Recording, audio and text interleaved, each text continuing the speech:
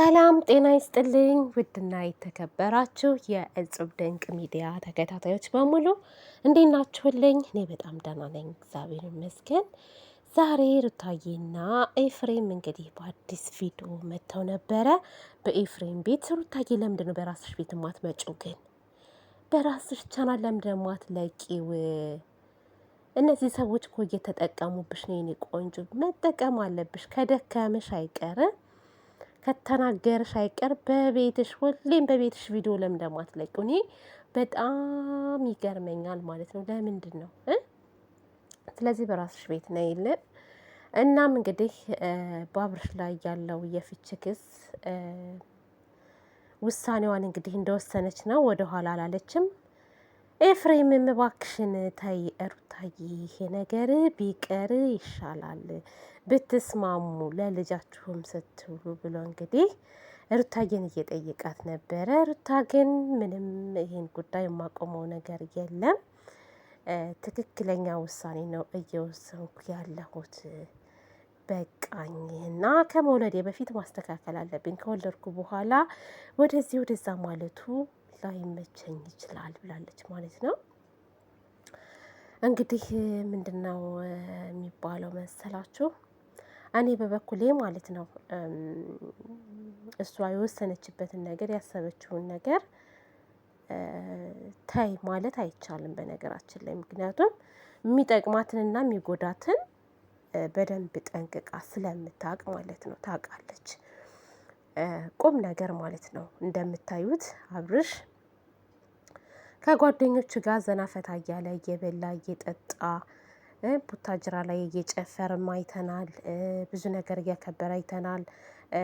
በአንድ ወገን ደግሞ ይመጣና የሚወጡት ካሜራዎች በነገራችን ላይ በጎን ነው። እነዚህ ሲጨፍር ሲዝናና ምን ሲል የሚወጡት በጎን ነው። እሱ አይደለም የሚለቀው ካሜራ በየቦታው። ሰው እንግዲህ ካሜራ ስለሚደቅን ቀንጨብ አድርገው ይፖስቱታል ማለት። እሱ ደግሞ ሲመጣ እንደምታዩት እያለቃቀሰ ምናምን።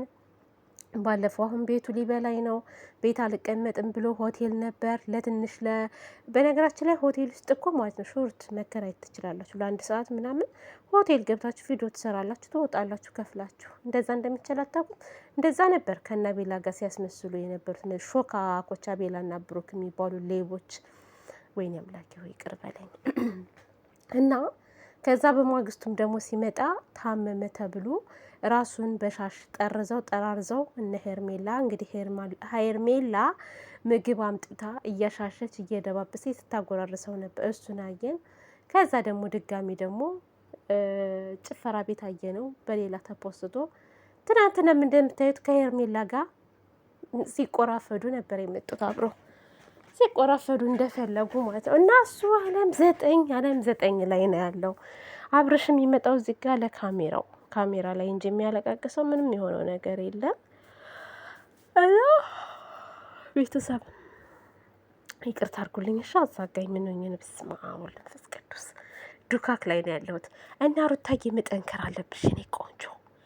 ከዚህ በኋላ ማልቀስ ማዘን ምን ማለት የለብሽም የኔ ውድ በፍጹም።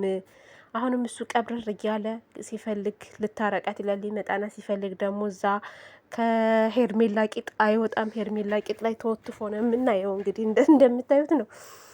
ወይ ሄርሜላን ያዛትና እንገላገል አብርሽ። ጉድ እኮ ነው።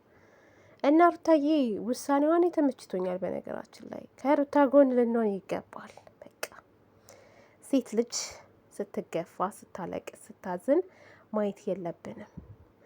ኤፍሬም እንደውም በቃ እኔ አልገፋሽም ብሏል። አልገፋሽም፣ ውሳኔሽን መቀጠል ትችያለሽ ነው ያላት። ትክክለኛ ውሳኔ ማለት ነው። እና ማንም ሰው መጥቶ ከዚህ በኋላ ሊገፋት አይቻልም። ምክንያቱም መታረቅ ካለባቸው ሁለቱ ተነጋግረው ምናምን ሊታረቁም ይችላሉ፣ አንድም ሊሆኑ ይችላሉ ማለት ነው። ያው ለእንትኑ እንጂ አይለያዩም እንዳልኳቸው ማለት ነው። አይለያዩም። ክስ ምናምን የተባለው ራሱ ተውት እስኪ ክሱን ተውት። አሁን ቤቢ ሲመጣ ያስታርቃቸዋል። ቤቢ ሲመጣ ክሱ ይነሳል ማለት ነው፣ የተካሰሱበት። ስለዚህ ብዙም የሚያስጨንቅ አይደለም እሱ ብዬ አስባለሁ እንደኔ። እና ለማንኛውም ዘና ፈታ እያልን እንግዲህ እኛም እንጠብቃቸዋለን በአዲስ ቪዲዮ ውስጥ ከሚመጡልን ውዶቼ ማሮቼ። አሁን ትንሽ ስለደከመኝ ካሜራውን ላቋርጠው ነው።